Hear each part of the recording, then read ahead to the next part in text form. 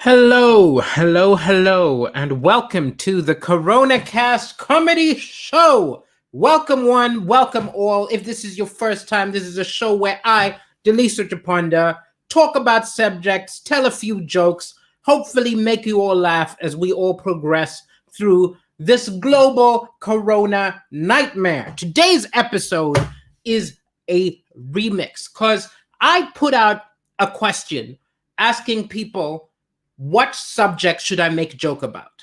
I do this on occasion. People suggest any subject whatsoever. The first few which I find, I write jokes about, and that becomes the show. But then I started to think, what is hard to write about and what is difficult to write about, right? Because people often have a false idea of what it's hard for comedians to make about jokes about and what is hard for people in normal life to make joke about. So often comedians get challenged with really offensive things, like, do a joke about pedophiles, do a joke about, things that I accept, do a joke about the Holocaust. They think these are difficult things to joke about because in normal life, these are difficult things to talk about. You can't be at your aunt's Christmas party and just drop a joke about the Holocaust. You can't be out, at a work do and just start saying, hey, here's some pedophile jokes. So in a normal context, these seem difficult because one, you can think of the idiot at work who's got in trouble for making that joke. And also because two, you've probably read an article of a comedian getting in trouble for doing jokes about these offensive subjects. Now, I'll tell you the truth, actually, it's not true. These are actually, for comedians, very easy subjects to talk about because offensiveness already makes people a little uneasy, and it's always easy to push that unease into laughs. You may have heard of shock laughter. That surprise laughter is always something that is, it always makes it easy to get a laugh. So I would say that is actually easier than people think. So what is actually hard to talk about? So in today's episodes, the subjects which I have had suggested are lists, Karate Kid, best and worst gifts, politics, necrotizing facilities, and handbags. So over the course of the episode, I'm going to do jokes about these 6 subjects, and then after doing each subject, I'll discuss how difficult it was to make the joke. In the middle, there's going to be an intermission. So after 3 of these jokes, there's going to be an intermission where I chat to the crowd, right? Because I got some feedback from a social media expert that said because I was talking to people in between each joke, it made it interesting for people who are fans. But when people randomly get on my YouTube stream and stuff like that, I was trying to figure out why my numbers went down a lot. And they said, well, it's better if you keep all the chat in one section so everybody who's interested in the chat can have all the chat and everybody who isn't can just get the jokes. So that's what it's going to be. 3 jokes, little bit of chat, 3 more jokes, more chat. So if you have any question, if you have any comment, put it in the chat and I will get to you. Let me just make sure that none of the comments is complaining about the sound. No, it all sounds good. So we're going to start the show. Then in the middle, after 3 jokes, I'm going to look at all the comments. So ask all the questions you want, make all the comments you want, tell me what's funny, tell me what's odd, and then right at the end, I'm going to do that again after the final throw. So without further ado, let's get started. Let's get started. Okay, as always, anybody who wants to support the show, I forgot to mention, you can become a Patreon at patreon.com/Daliso Chaponda. Now look, I've been doing this since March. So, and I have 4 Patreons, right? So I have been doing this for more months than I have Patreons, but I'm still asking, right? People support me, even if it's £1 a month, even if it's $1 Zimbabwe dollar, I will take it. I don't know why I'm not somebody who gets Patreons, because I have friends who have like several hundred, but it doesn't matter. I'm still going to make you laugh. But some of you support. Don't worry. I'm not that stressed by it. It's just oddly funny. Okay, let's become, ladies and gentlemen. We're going to start with a suggestion, which came from Lovedev Parbaiga. And he wanted me to talk about lists. Now, why I chose this one is because it is an example of something which is difficult to talk about on a stage, which is in jokes. A problem which a lot of early comedians make is something really funny will happen between them and their mates, or something really funny will happen at the office, and they will be to the audience, hey, check this happened, and then this happened, and then it's not funny because it's an in-joke. And Liz Lovedev was actually referring to, there's been some drama in the comedy, in the UK comedy scene, because a list of suspected, alleged sexual harassers in the comedy community was released. And then there was a lot of controversy over whether these people are actually really harassers, whether they're being falsely accused. Or there was all sorts of things running around. So Lovedev, of course, put lists. Now, because my audience, my general audience, is not comedy and is not comedians, if I went on in a lot of specificity about this list and some of the things which people said, it's only interesting to comedians. So if you have a subject which is an in-joke, what you have to do is make it broader, right?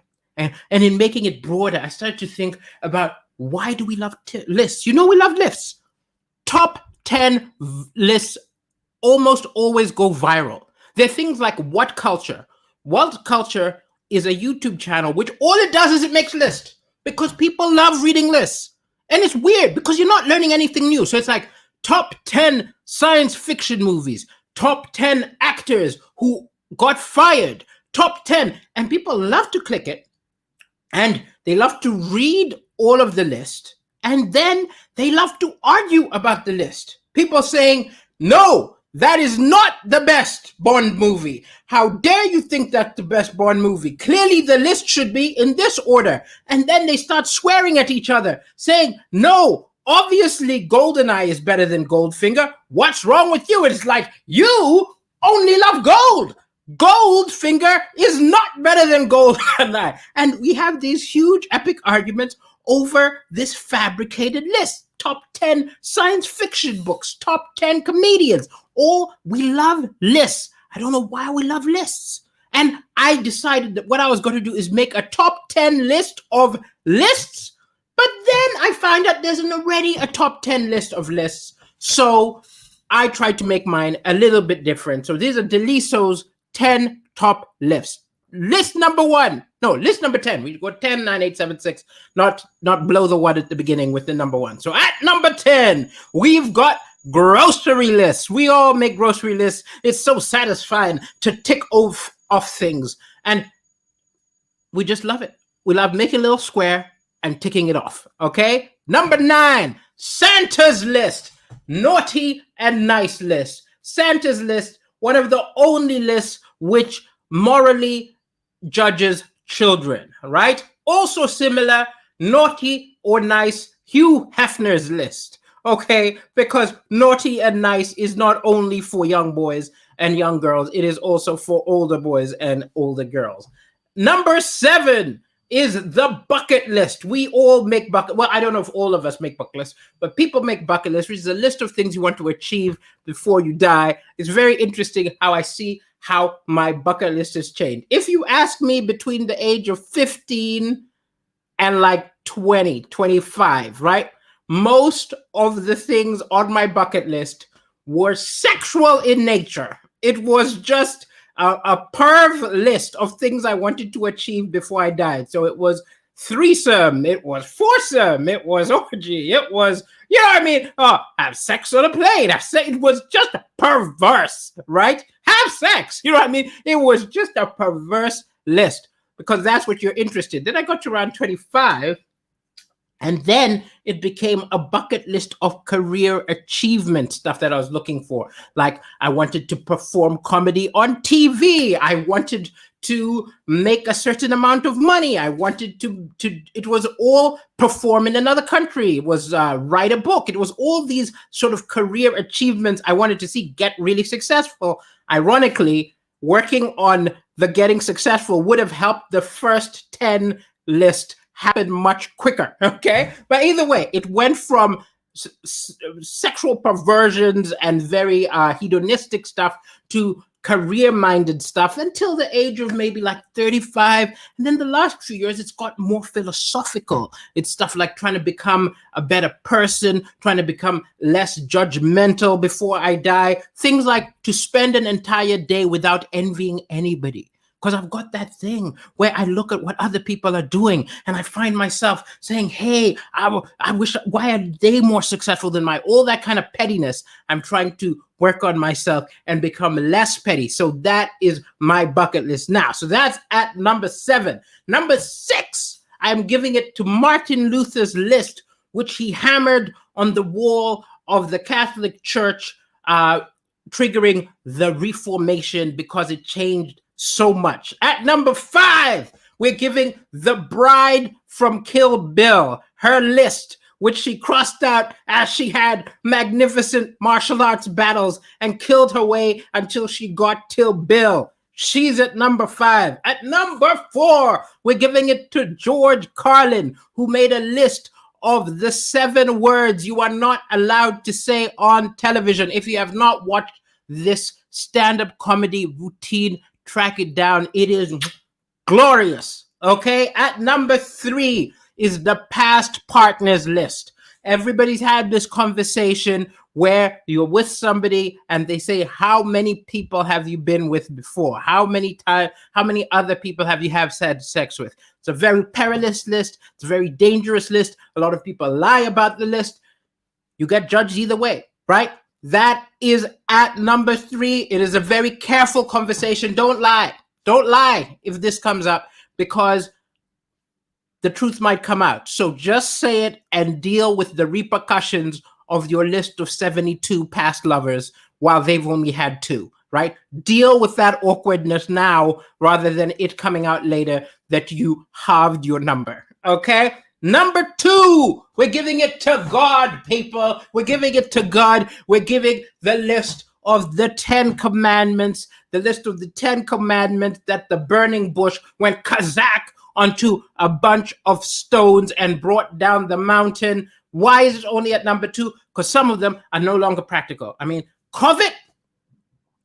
Do not even covet your neighbor's wife. Come on, man. Look, I won't commit adultery, right? But I've got a covet. I got a brain. How can I control my brain? I got to add the 10 commandments.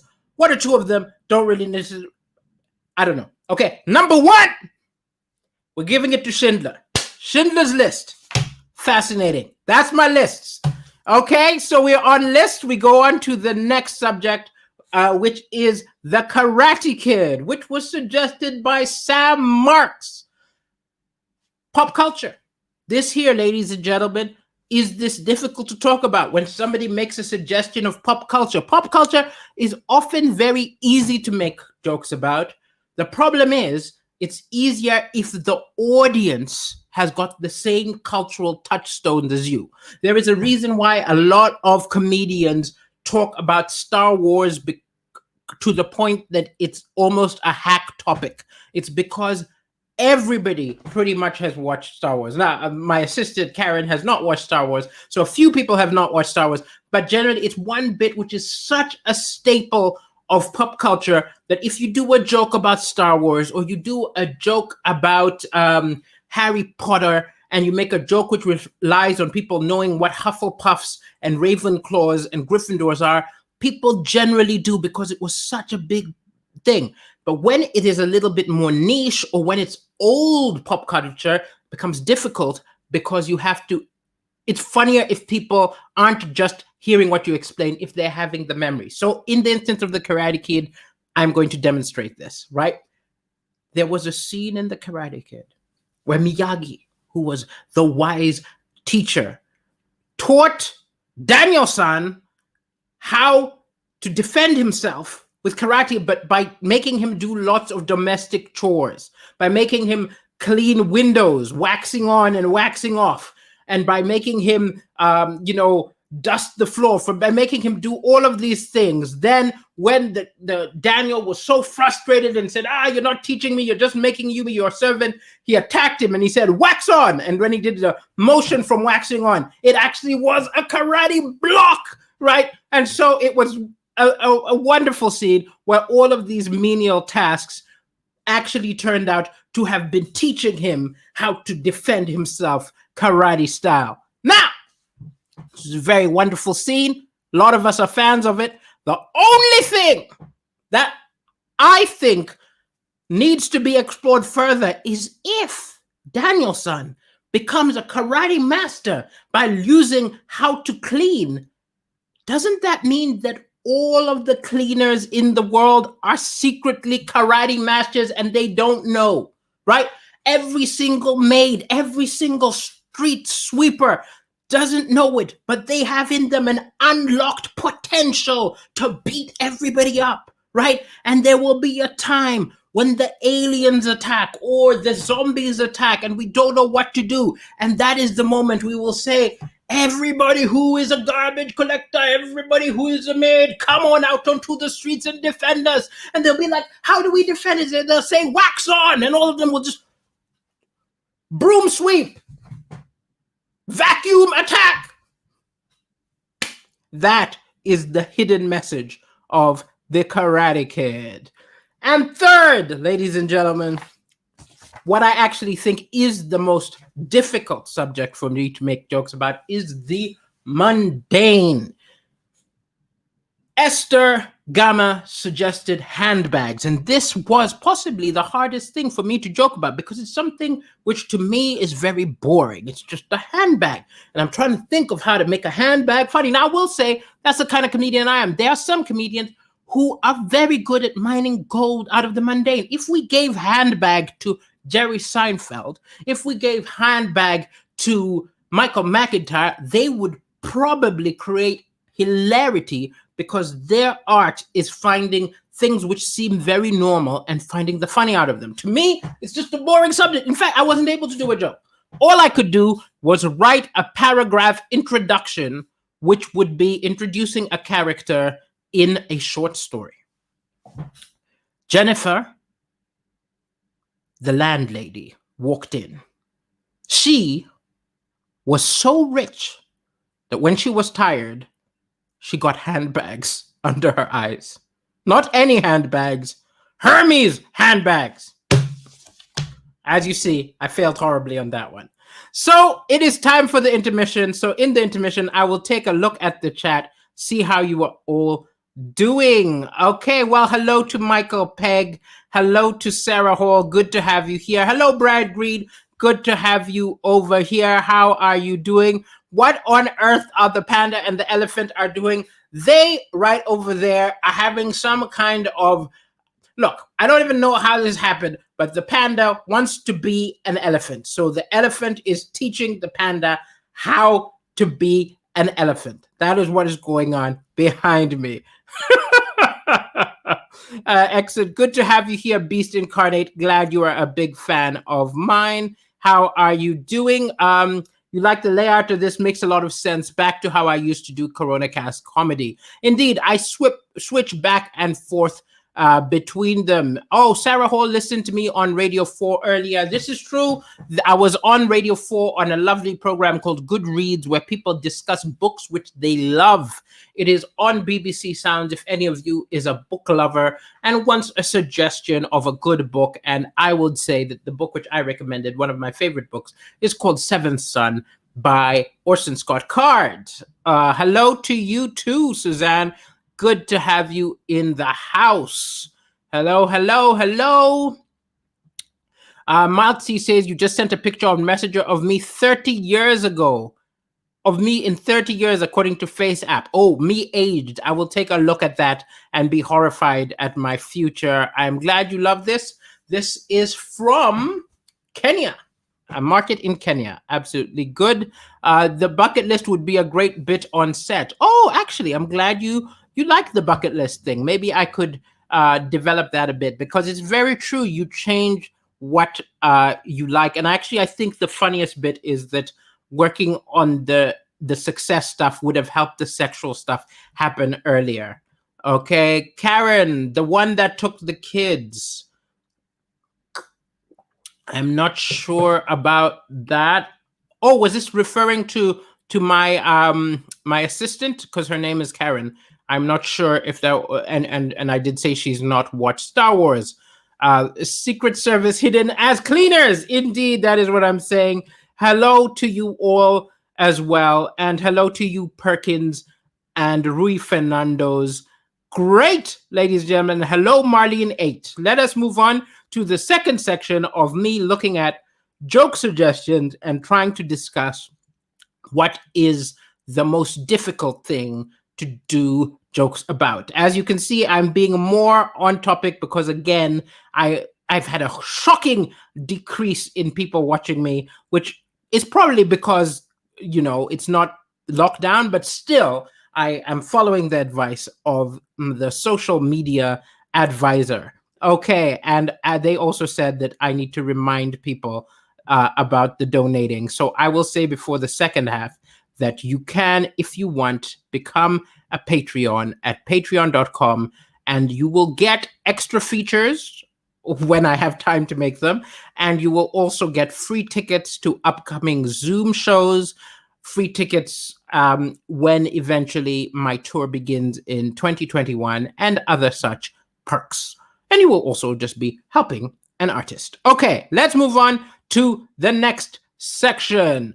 Next up is when people want you to talk about something which is very personal anecdotes, okay? This is a live Toblerone wanted me to talk about the best and worst gifts of my life. And I will actually say, to me, this is the easiest of all subjects because when I'm writing, I mind my experiences anyway.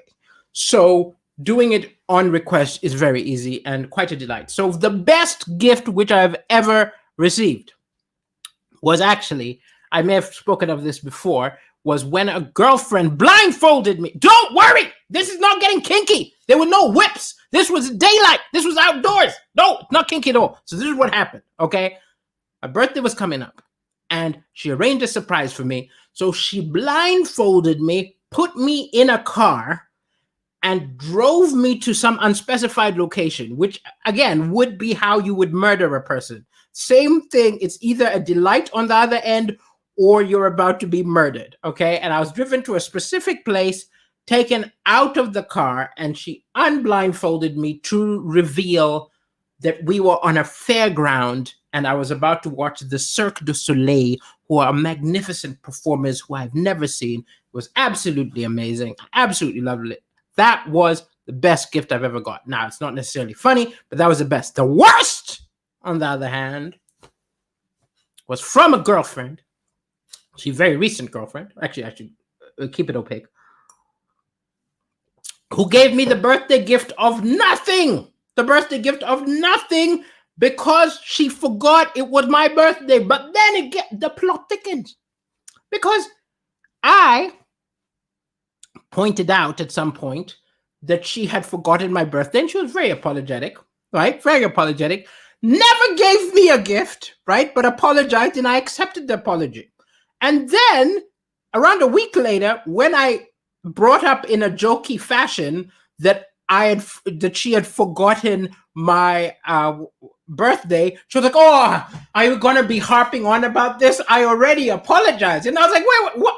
This is the first time I'm harping on it. Also, this is the very important thing about Daliso. This is what you've got to understand if you are ever in a relationship with Daliso or somebody like me, okay? Yes, I will forgive you for infractions, right? But for me, yes, I will forgive you. But I will only forgive you if I can reserve the right to use the infraction for guilt stripping and humor at any point that I ever wanted. A lot of people think when you forgive them, it's a clean slate. It's like it never happened. I'm a writer. I'm I'm a comedian. It's always happened, and I'm always going to bring it up.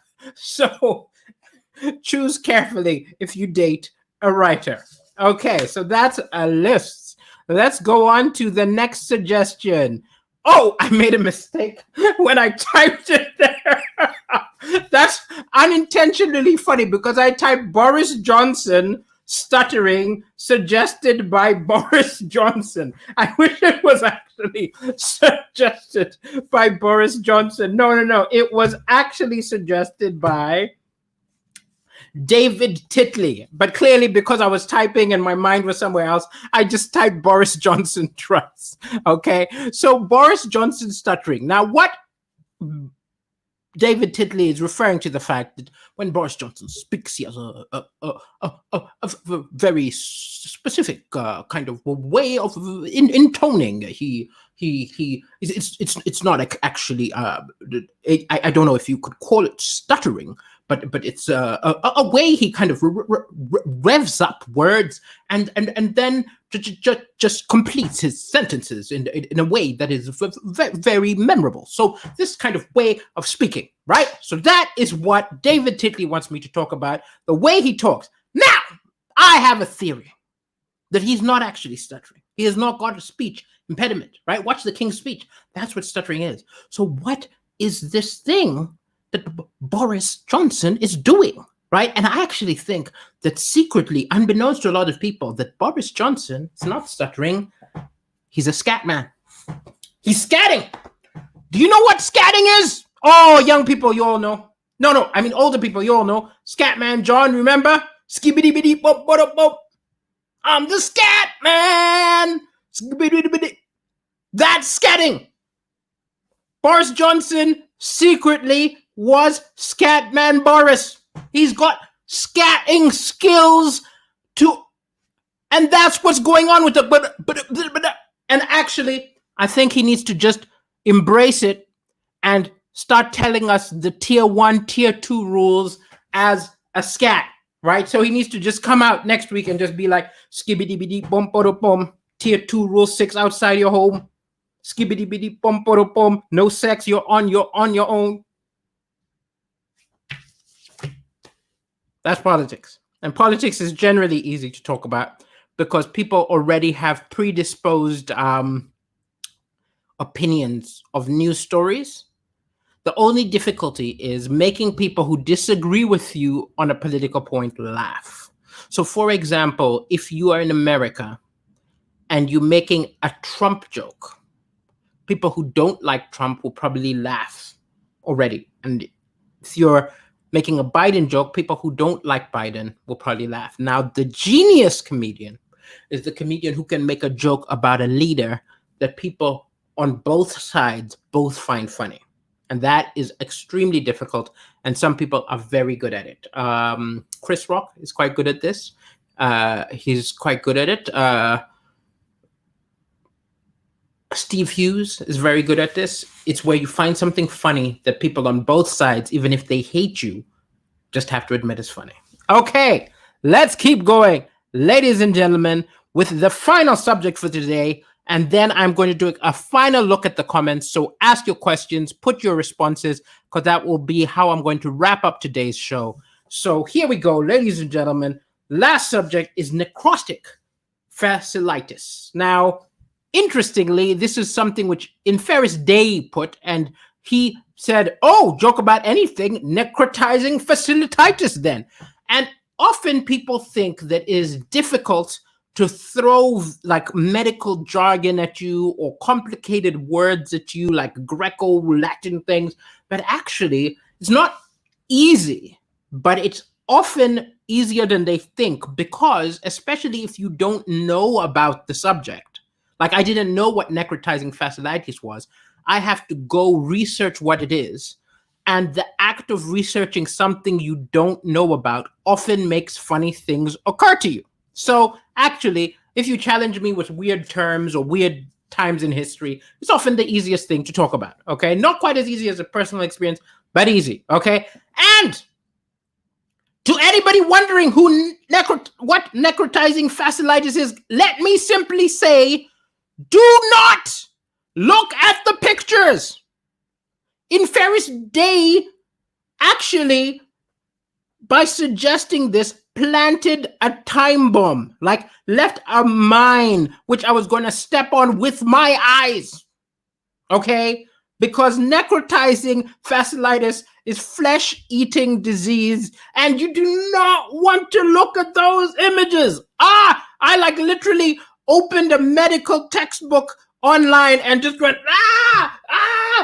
why did you send me this? Why did you send me this? I don't know how doctors look at this stuff. Doctors, I guess you get, the more you work with it, the more you get desensitized to it. Probably the same way that people who work at a morgue just become indifferent to death. But the first month working there, it must be tough looking. But anyway, so flesh-eating disease.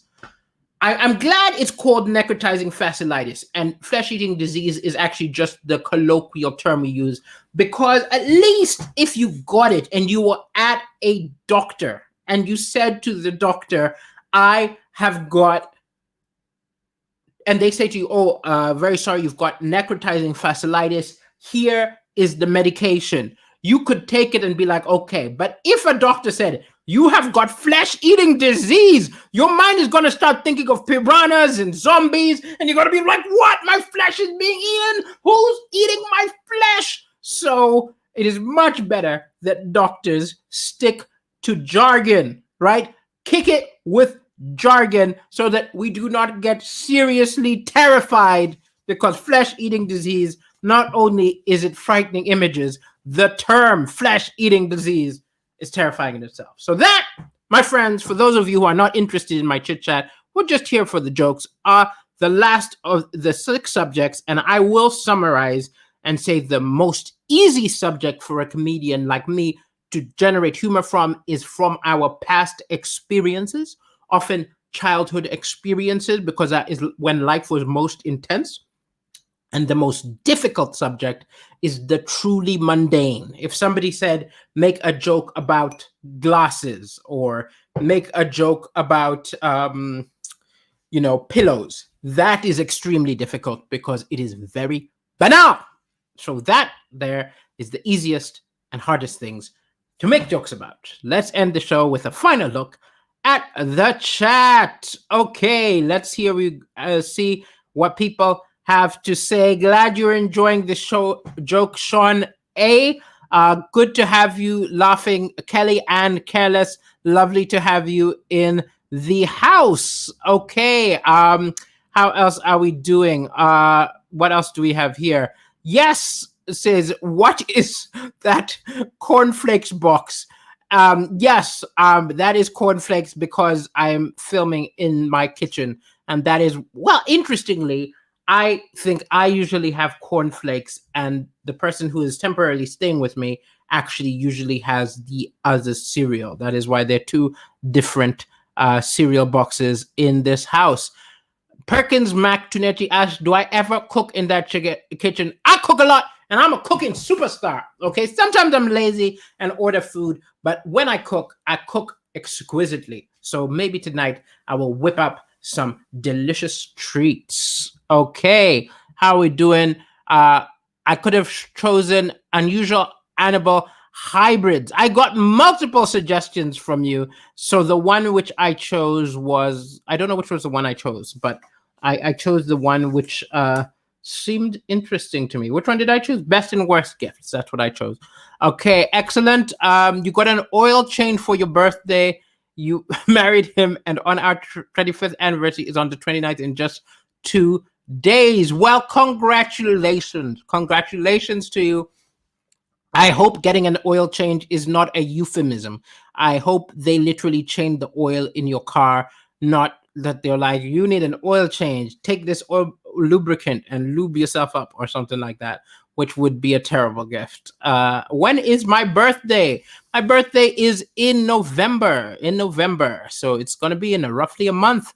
I don't know what I'm going to do for my birthday this year, because usually I have a party, but COVID and stuff. It'll be very interesting to see what I do.